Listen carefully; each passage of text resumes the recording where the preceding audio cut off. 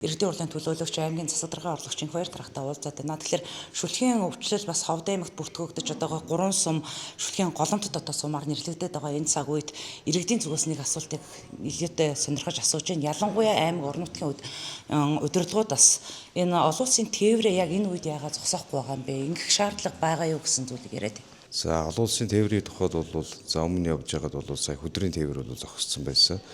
За энэ бол Монгол улсын засгийн газар бүгд нэгтгэж улсын засгийн газрын хооронд хөлийн хилцээрийн дагуу бол хийгдэж байгаа юм асуудал байж байгаа. Тэгэхээр Байтг бомтын асуудлаар Байтг бомтыг бол цаашид байнгын үйл ажиллагаатай болох асуудлыг хөлийн хурлаар бол хэлэлцсэн. За энэ хүрээнд Ховд аймгийг за энэ бомтыг бол цаашид байнгын нээлттэй болгохын тулд жил бол 100-аас одоо энэ байгаа хугацаанд бол 100-аас доошгүй тоо экспортын бүтээгдэхүүн гаргасан байх ёстой гэдэг юм шаардлага нэгдүгээр тавьж байгаа.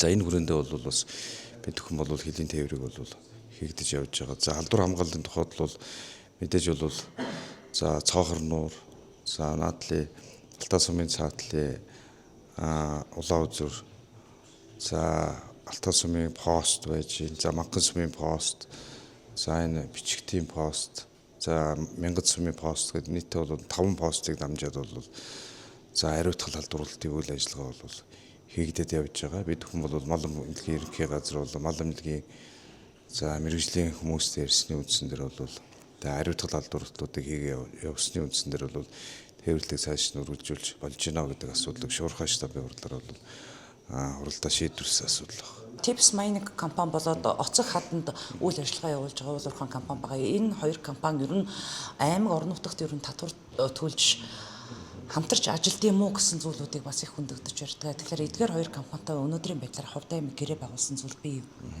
За бид бүхэн бол Tips Mining компанитай бол гэрээ байгуулсан. Өнгөрсөн